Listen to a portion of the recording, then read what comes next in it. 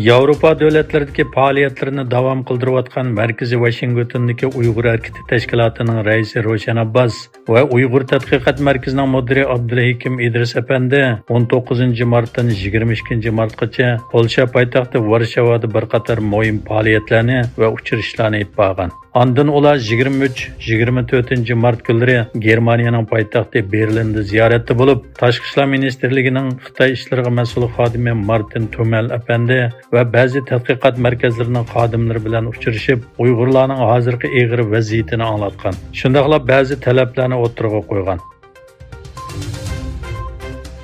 Sharq Turkiston masalasini va Uyg'ur irqiy qirg'inchiligini butkul islom dunyosida tonishtirish va musulmon jamoatlar bilan aloqasini kuchaytirish xizmatlarini davomlashtirib kelayotgan Sharq Turkiston tashkilotlar birligining vakillari o'maki Sharqiy Malayziyada ziyoratda bo'layotgan bo'lib, bu o'mak Kelantan o'lkasidagi yuqori darajalik amaldorlar va muhim jamoatlar bilan bir yerda jam bo'lib, Sharq Turkiston masalasini tushuntirgan. Qozog'iston prezidenti Qosim To'qayev Xitoy Kompartiyasi tarafidan Sharq Turkistonga tayinlangan atalmış rayon sekretari Ma Shunrini qabul qilgan. Xitoyning ziyonkashligiga uchragan qozog'istonliklarning Sharq Turkistondagi tuqqanlarga qarshi namoyish qilishiga to'sqinlik qilgan Qozog'iston prezidenti To'qayev Sharq Turkistondagi irqiy qirg'inchilikning ijroatchilaridan biri bo'lgan Jungo Kommunistik partiyasi rayonlik sekretari Ma Shunrini qabul qilgan. To'qayev Xitoy bilan mangulik do'stlikni asos qilgan hamkorlikni cho'nqirlashtirishga tirishadiganligini aytgan. Amerika Avam palatasi 27 mart ovozga qo'yish orqali Xitoyga munosabatlik ikki qonun loyihasini ma'qullagan. Buning ichida Xitoyning taraqqiy qilayotgan davlat salohiyatini elib tashlash qonun loyihasi nolga qarshi 415 ovozning qo'llashi bilan ma'qullangan.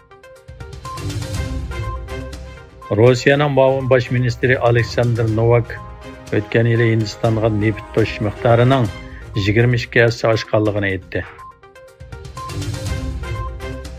Shotlandiya Milliy partiyasining yangi rahbari Hamza Yusuf parlamentda o'tkazilgan belat tashlashdan keyingi Shotlandiyaning tunji musulmon bosh ministri bo'ldi. Ko'chman oilada tug'ilgan Pokistonlik 37 yoshli Hamza Yusuf Glasgow universitetida siyosat o'rgangan. U adliya, qatnash va Yevropa ishlari ministri bo'lgan. Hamza Yusuf 2021-yildan boshlab Sahiya va ijtimoiy mulozimat ministrlik vazifasini o'tagan.